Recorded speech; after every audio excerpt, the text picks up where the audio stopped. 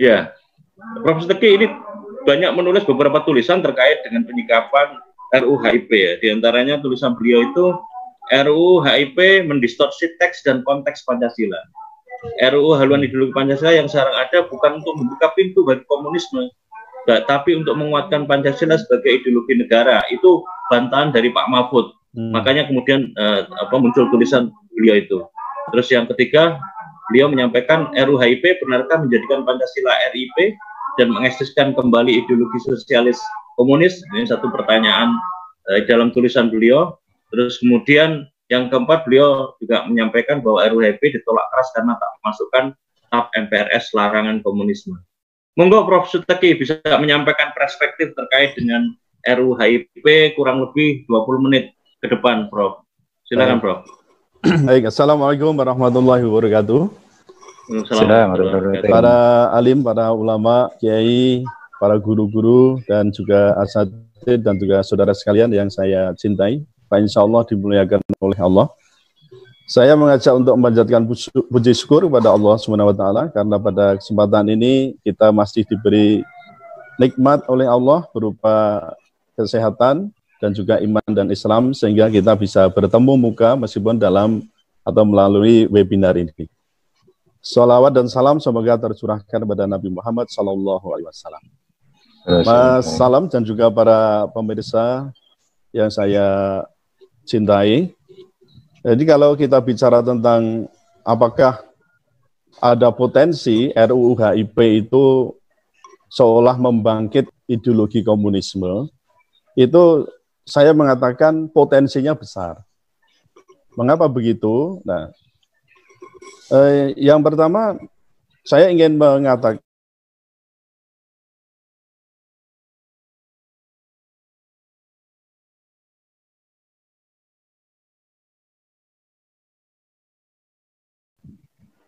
Grundnorm itu adalah sebagai norma dasar, ya.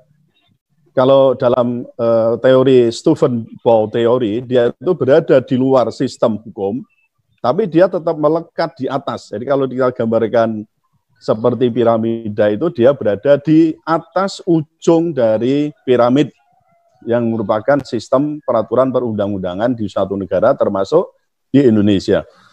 Nah, memang ada perbedaan pendapat, apakah itu Grundnormnya itu Pancasila atau mungkin proklamasi, itu perbedaan pendapat. Tapi saya mengatakan sesuai dengan karakter Grundnorm itu, saya menyampaikan di sini bahwa Pancasila itu sebagai Grundnorm. Nah, ketika Grundnorm melalui HIP itu kemudian di downgrade menjadi undang-undang, dalam arti undang-undang ini ingin menafsirkan Pancasila sebagai apakah itu sebagai pandangan hidup, sebagai ideologi bangsa, sebagai dasar negara, ataupun juga secara mondial, saya katakan sebagai the margin of appreciation di situ, maka di situ akan terjadi reduksi makna dan juga distorsi bahan maupun bentuk. Ya, terjadi reduksi makna karena tadi disampaikan oleh Prof. Din Samsudin bahwa ada kemungkinan di situ memang mendowngrade makna Pancasila yang dari keluhurannya itu bisa kemudian lebih bersifat normatif saja. Nah, jadi dalam hal ini akan sangat berbahaya ketika HIP, ya, ini masih RUU ya, kemudian nanti bisa dijadikan HIP, haluan ideologi Pancasila, itu adalah Pancasila itu sendiri. Nah, ini yang berbahaya menurut saya. Nah, kemudian nanti di atas dasar downgrade semacam ini juga nanti materi itu bisa diperas, ya, termasuk juga bentuknya juga bisa diperas. Nah, ini kan berarti ada kemungkinan besar, karena nanti di materi atau di substansi RUU HIP itu akan ada namanya pergeseran sendi, ya, pokok Pancasila dan juga pergeseran prinsip pokok Pancasila. Nah, jadi misalnya untuk pergeseran sendi itu dari sendi ketuhanan yang Maha Esa, tapi digeser menjadi sendi pokoknya adalah keadilan sosial. Dari sisi bentuk yang dikatakan Pancasila itu ya ada 5 sila, kemudian bisa diperas menjadi trisila, bahkan menjadi ekasila, namanya gotong royong. Nah, dari hal ini saya menangkap, jadi arah downgrade ini adalah menuju pada sekularisme. Nah, itu satu sisi.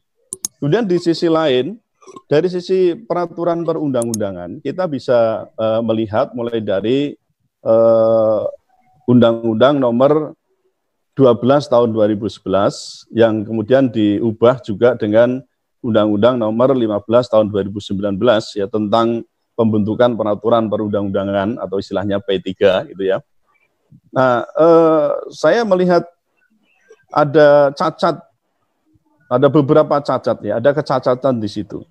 Yang pertama adalah mengenai naskah akademis. Sampai sekarang saya memang belum menemukan ya, saya sudah minta beberapa pihak untuk apakah sudah betul ya, maksudnya ada tentang naskah akademisnya, karena juga ada yang mengatakan ini naskah akademisnya belum ada. Nah, kalau belum ada, maka ini tentu menyalahi pembentukan peraturan perundang-undangan itu. Kalau misalnya belum ada, saya sampai sekarang belum menerima. Kalau untuk RUU-nya ya, teksnya itu saya sudah menerima.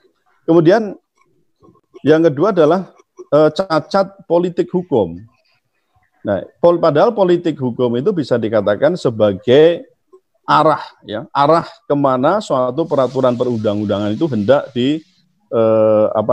hendak dibentuk, hendak diwujudkan. Ada visi di situ. Kalau kita lihat mengenai politik hukum dari suatu peraturan perundang-undangan, kita bisa menyimaknya pada bagian considerance. Nah, di konsideran bagian pertama tentang menimbang, mengapa kok RUU HIP ini dikeluarkan?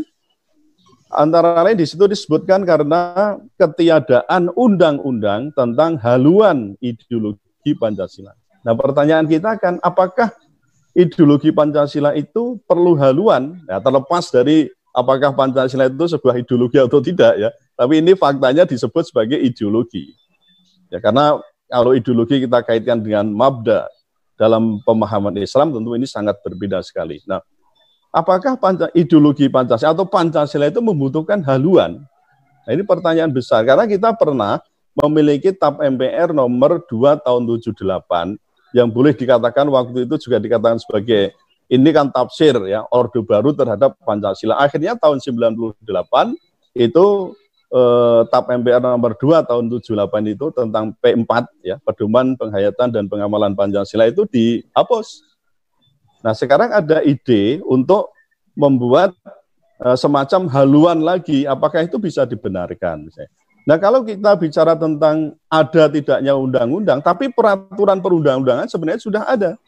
Saya katakan kita punya Undang-Undang Dasar 1945, mulai dari pembukaan, batang tubuh, penjelasan, itu yang pertama dulu. Maksudnya yang asli itu kan ada 3. Jadi sebuah kesatuan dari Undang-Undang Dasar 1945 itu adalah pembukaan, batang tubuh, dan penjelasan. Nah, setahu saya, waktu saya mulai mengajar Pancasila atau belajar Pancasila dulu mulai 94 ya untuk mengajarnya ya. Kalau belajarnya sudah mulai dari SD sudah belajar juga Pancasila. 94 saya mengajar itu ketiganya ini merupakan apa? Penafsiran pertama kali terhadap Pancasila sebagai dasar negara. Itu jelas sekali. Jadi Undang-Undang Dasar 45 itu merupakan penafsiran pertama kali terhadap Pancasila sebagai dasar negara. Ya, bukan sebagai ideologi, tapi sebagai dasar negara. Dan ini termaktub di dalam alinea keempat Undang-Undang Dasar 1945. Itu yang pertama, kita punya itu. Ya, jadi sudah sebenarnya cukup dengan haluannya ya apa ya Undang-Undang Dasar 45 itu. Kemudian yang kedua, kita juga punya sebenarnya, ini masih berlaku sampai sekarang, yaitu TAP MPR nomor 6 tahun 2001. Tentang apa? Itu tentang etika kehidupan berbangsa. Kalau kita lihat etika kehidupan berbangsa ini, substansinya sudah mengatur, itu bisa juga dikatakan sebagai haluan sebenarnya. Haluan bernegara di dalam haluan atau sebagai etika di dalam berbangsa terutama. Tentu nanti efeknya kan pada bagaimana kita bernegara, karena di situ diatur tentang bagaimana kita menjalani kehidupan bermasyarakat, ya, berbangsa, termasuk di situ ada IPOLEK, Sosbud sampai Hankam itu diatur, bahkan tentang penegakan hukum itu juga diatur. Bagaimana menegakkan hukum sesuai dengan etika kehidupan berbangsa itu. Jadi kita sudah punya. Kalau undang-undang memang kita belum punya, tapi maksud saya penerjemahan, penafsiran Pancasila itu sebenarnya kita sudah punya ya, dari sisi itu tadi TAP MPR ada, Undang-Undang Dasar 45 ada. Nah, kenapa harus dibuat undang-undang? Saya kira itu bukan sesuatu yang urgent. Nah, maksud saya begini, yang terpenting itu adalah bagaimana menerjemahkan dasar negara itu ke dalam peraturan perundang-undangan di semua lini, di semua sektor. Ya, tidak harus ada haluan tersendiri. Dan kalau tidak ada haluan pun saya kira tidak ada masalah, karena memang Pancasila fungsinya tadi saya katakan sebagai ground norm, sebagai norma dasar bagaimana pembentukan peraturan perundang-undangan di Indonesia itu. Kemudian yang kedua, bagian mengingat, ini masih dikonsideran ya, masih kita bicara tentang politik hukumnya, itu juga tidak mencantumkan Undang-Undang Dasar 1945 secara penuh. Menurut saya cantumkan saja bahwa konsiderannya itu adalah mengingat Undang-Undang Dasar 1945 secara penuh.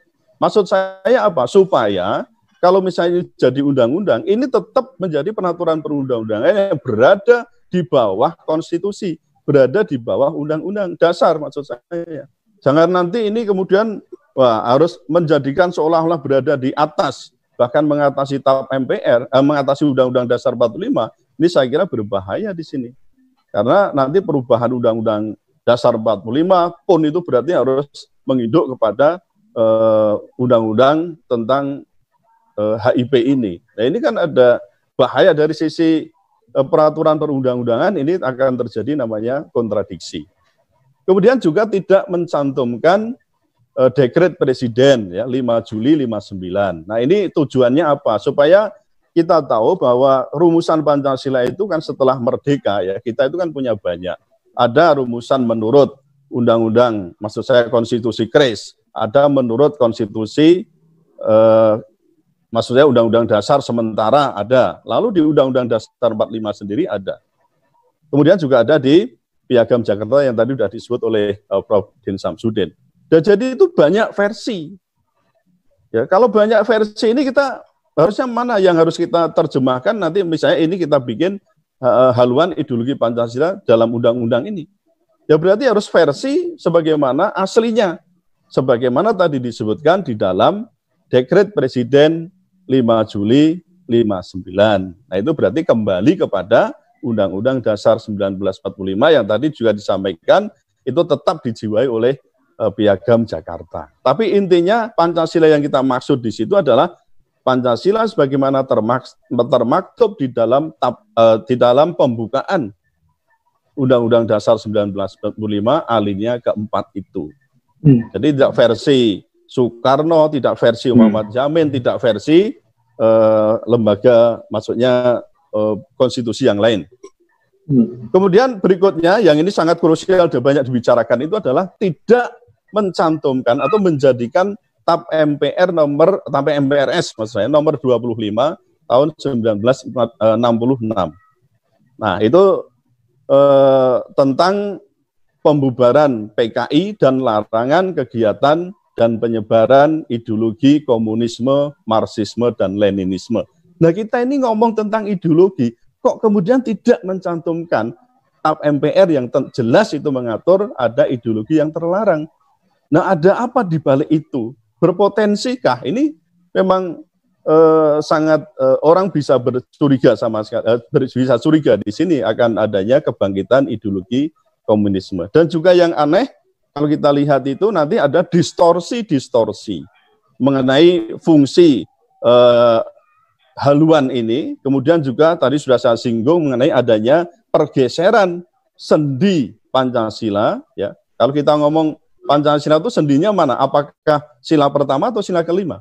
Sendinya jelas itu adalah sila yang pertama, yaitu ketuhanan yang Maha Esa. Kalau digeser kepada sila kelima itu pergeseran itu dari kerohanian menuju pada materialisme, atau dari ketuhanan menuju pada materialisme. Nah, ini kan saya kira itu langkah-langkah yang menurut saya itu juga bagaimana ideologi komunis itu mengagungkan persoalan materialisme dibandingkan dengan persoalan ketuhanan, apalagi agama. Bahkan menempatkan apa? Agama itu sebagai musuh terbesar, ya, dari Pancasila misalnya. Itu jelas itu mengatakan. Kalau mengatakan itu berarti sebagai candu.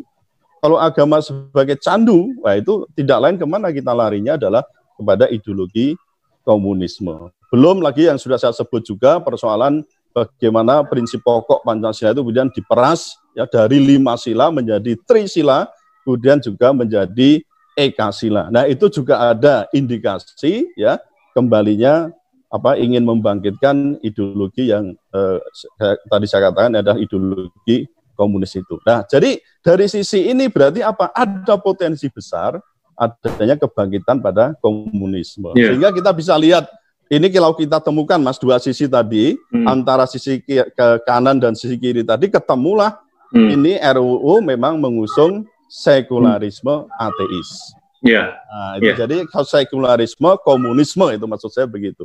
Nah, saya bisa tambahkan sedikit ya. Jadi bagaimana sikap kita terhadap komunisme ya, kita akan menempatkannya sebagai musuh. Nah, ini di New Order ini bagaimana? Apakah kita mau bersahabat? Apakah kita mau hidup tetap berdampingan dengan itu? Toh itu kenyataannya ada. Nah, saya tertarik dengan apa yang dikemukakan oleh Al-Ghazali ya. Al-Ghazali, bagaimana umat Islam itu sebenarnya menghadapi musuh. Apakah kita itu ingin mengubah diri kita, membentengi kita serangan kuat, atau selalu menuding-nuding musuh yang memang eksis itu jelas ada. Gitu. Nah, saya katakan, apakah ini bahaya laten? Menurut komunisme sendiri, misalnya kita lihat di bukunya Karl Marx, ya, di The Communist Manifesto.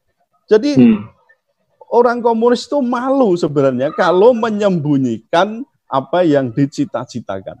Malu, maka dikatakan ini bukan laten, tapi sebenarnya adalah bahaya yang sudah manifest atau bahaya yang sudah nyata. Nah, oleh karena itu sebenarnya umat Islam sendirilah yang harus memperkuat, membentengi diri, menguatkan diri bagaimana mengubah diri sendiri, kemudian juga umat dalam rangka apa? Untuk menyadarkan melalui ilmu, ya, melalui ilmu dan juga kekuatan ibadah, akidah dan juga bersifat zuhud. Itu yang disebut dengan namanya kreatif minoritis dan atau dikatakan juga inilah generasi Salahuddin Al-Ayyubi. Sementara itu Mas yang saya sampaikan. Alhamdulillah, luar biasa sekali Prof. Pierre Suteki. Nah, beliau selalu menggunakan nama itu di dalam medsos. Ya, tadi pagi saya sudah mengunggah di Facebook saya itu satu tulisan yang bicara tentang Laskar Pelangit, bukan Laskar Pelangi ya. Saya berharap ini kan kita ini seperti laskar ya. Laskar dalam arti kerumunan dalam bentuk barisan yang kuat. Maka kita bukan laskar pengacau negara, tapi kita adalah Laskar Pelangit, yaitu laskar yang ingin mensejahterakan bumi dengan kredo langit. Assalamualaikum warahmatullahi wabarakatuh. Waalaikumsalam warahmatullahi wabarakatuh. Luar biasa. Terima kasih.